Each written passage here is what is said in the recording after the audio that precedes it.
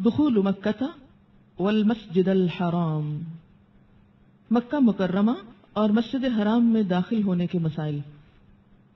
مکہ میں کیسے داخل ہونا چاہیے، اور پھر مسجد حرام یعنی جس مسجد کے اندر خانہ کعبہ ہے اس میں داخل ہونے کا ادب طریقہ کیا ہے۔ مکہ مکرمہ میں داخل ہونے سے قبل وادی طوا، آج کل اس کا نام ہے آبار زاہد، اس میں رات بسر کرنا مسنون ہے۔ ضروری نہیں، فرض نہیں، لازم نہیں، اس کے بغیر بھی آپ کا عمرہ ہو سکتا ہے، لیکن اگر کوئی ایسا کرے تو وہ سنت کا اتباع کر رہا ہے، مستحب کے درجے میں ہے، پسندیدہ ہے، کیونکہ آپ نے ایسا کیا۔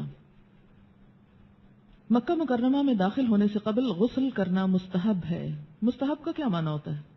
پسندیدہ، حب سے ہے بے مستحب۔ مکہ مکرمہ میں دن کے وقت داخل ہونا مستحب ہے، غسل کرنا اور دن کے وقت جانا۔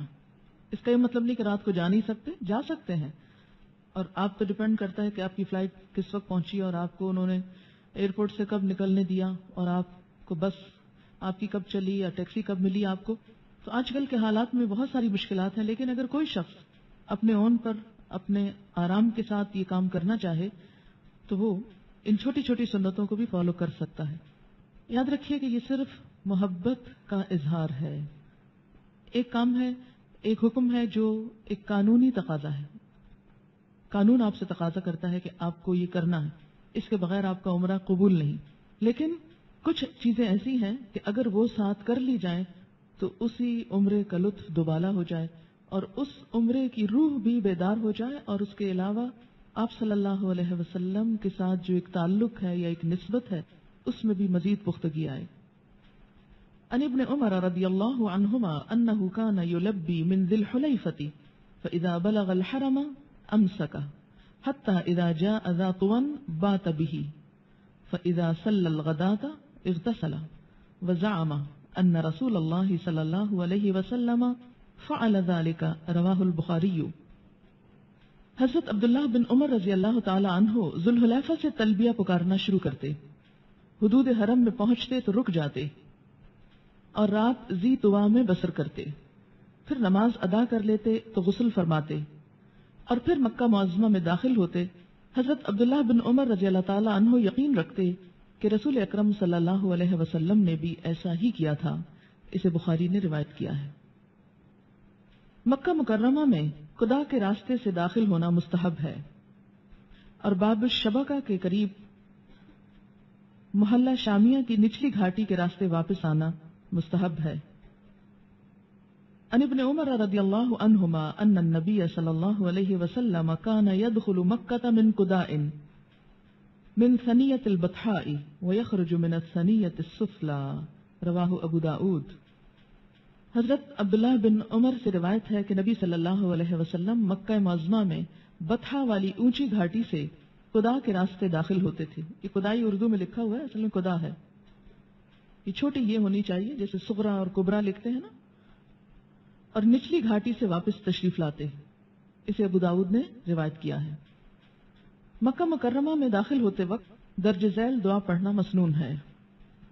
عن ابن عمر رضی اللہ عنہما قال كنا نسافر مع رسول الله صلى الله عليه وسلم فإذا رأى قرية يريد أن يدخلها قال اللهم بارك لنا فيها ثلاثا اللهم ارزقنا جناها وحببنا إلى أهلها وحبب صالح أهلها إلينا، رواه الطبراني۔ حضرت عبداللہ بن عمر رضی اللہ تعالی عنہ کہتے ہیں کہ ہم رسول اکرم صلی اللہ علیہ وسلم کے ساتھ سفر میں ہوتے، جب آپ وہ بستی دیکھتے جس میں داخل ہونا چاہتے تو 3 مرتبہ فرماتے، اے اللہ ہمیں اس بستی میں برکت عطا فرما، اس بستی کے پھلوں سے ہمیں مستفید فرما، اور وہاں کے لوگوں کے دلوں میں ہماری محبت ڈال دے، اور وہاں کے نیک افراد کو ہمارے لیے محبوب بنا دے، اسے طبرانی نے روایت کیا ہے۔ یہاں یہ دعا صرف مکہ میں داخل ہونے کے لیے نہیں، کسی بھی نئے شہر میں داخل ہونے کے لیے ہے۔ جب انسان مکہ میں جائے تو اس وقت بھی یہ دعا پڑھ سکتا ہے۔ یہ دعا آپ کو کہلوا دیتی ہوں، آپ اس کو یاد کر سکتے ہیں، اگر یاد نہ ہو تو آپ اس کو اپنے کہیں لکھ کر رکھ سکتے ہیں۔ مثلا میری اس ڈائری میں یہ دعا یہاں لکھی ہوئی ہے اس جگہ، اور چونکہ اسی پر میری ساری کمٹمنٹس اور سب ٹیلی فون نمبرز وغیرہ ہوتے ہیں، تو جس شہر میں، کیونکہ مجھے ٹریول بہت کرنا ہوتا ہے، تو جو ہی میں اس شہر کے قریب پہنچتی ہوں ہمیشہ یہ ڈائری کھول کے تو اس کو پڑھ لیتی ہوں، کراچی آتے ہوئے بھی پڑھتی ہوں۔ دعا ہے اللہم بارک لنا فیہا، اللہم ارزقنا جناہا، وحببنا الی اہلہا، وحبب صالحی اہلہا الینا، صالحی اہلہا الینا۔ اچھا سر، ذرا میرے پاس روایت دوسری ہے، یہ حبب صالح اہلہا لکھا ہوا ہے، یہاں صالحین کی جمع صالحی ہے اور یہ صالحہ مفرد آیا ہے، تو اچھا ہے اگر صالحین ہو تاکہ زیادہ لوگ ہوں۔ صالحہ کے نیچے انڈر لائن کر کے آپ صالحی بھی لکھ سکتے ہیں، نون کے علاوہ یہ کے ساتھ بس۔ آپ دیکھیں کہ علم کا کتنا فائدہ ہوتا ہے نا، یہ دعا آپ میں سے کتنے لوگوں کو پہلے پتا تھی؟ واقعی نہیں پتا ہوتا، اور ہم محروم ہوتے ہیں بہت سی خیر سے، علم نہ ہونے کی وجہ سے محروم رہتے ہیں۔ اور دعا تو ایک ایسی چیز ہے کہ جو انسان مانگتے ہوئے اس کا کچھ بھی خرچ نہیں ہوتا، اس کا کچھ نہیں لگتا، بلکہ الٹا اس کو مل جاتا ہے۔ اگر قبول ہو جائے تو فائدہ ہی فائدہ ہے۔ اللہم بارک لنا فیہا، اللہم ارزقنا جناہا، وحببنا الی اہلہا، وحبب صالحی اہلہا الینا۔ اے اللہ ہمیں اس بستی میں برکت عطا فرما، اس بستی کے پھلوں سے ہمیں فائدہ دے، اور وہاں کے لوگوں کے دلوں میں ہماری محبت ڈال دے، اور وہاں کے نیک لوگوں کو ہمارے لیے محبوب بنا دے۔ تو اس سے کیا پتہ چلتا ہے کہ کسی بھی نئے شہر میں یا کسی بھی بستی میں جو فائدے کی چیزیں ہیں وہ یہی ہیں۔ نمبر 1 برکت، جب برکت ہوگی تو ہر چیز آسان ہو جائے گی، اور وہی ابراہیم علیہ السلام والی دعا جو انہوں نے اپنے شہر کے لیے مانگی تھی، مکہ کے لیے، اور پھر لوگوں کی محبت، لوگوں کے دلوں میں اپنی محبت کی دعا، اور اچھے لوگوں کی محبت خود کے لیے مانگنے کی دعا۔ یہی وہ چیزیں ہیں جس سے انسان زندگی کا لطف اٹھاتا ہے، اور پرسکون زندگی کا راز ہے اس میں۔ مسجد الحرام میں باب بنی شیبہ، اب باب السلام اسے کہتے ہیں، اس سے داخل ہونا مسنون ہے۔ ان ابن عباس رضی اللہ عنہما ان رسول اللہ صلی اللہ علیہ وسلم لما قدم فی عقد قریش فلما دخل مکہ دخل من هذا الباب الاعظم، رواہ ابن خزیمہ۔ حضرت عبداللہ بن عباس رضی اللہ تعالی عنہ سے روایت ہے کہ جب رسول اکرم صلی اللہ علیہ وسلم قریش مکہ سے معاہدہ کے تحت مکہ تشریف لائے تو مسجد الحرام میں اسی عظیم باب، باب بنی شیبہ سے داخل ہوئے۔ اسے ابن خزیمہ نے روایت کیا ہے۔ نبی صلی اللہ علیہ وسلم کے زمانے میں مسجد الحرام کی حد باب بنی شیبہ تک تھی۔ آج کل باب بنی شیبہ کے بالکل سامنے باب السلام پڑتا ہے۔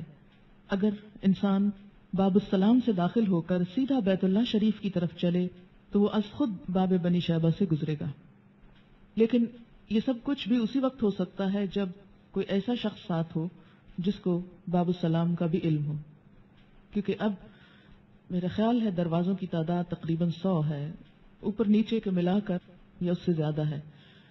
تو جس شخص کو پہلے سے علم نہ ہو اس کے لیے صرف باب السلام ڈھونڈنے میں اگر باہر کا سارا چکر لگ گیا تو اندر کا عمرہ محال ہو جائے گا۔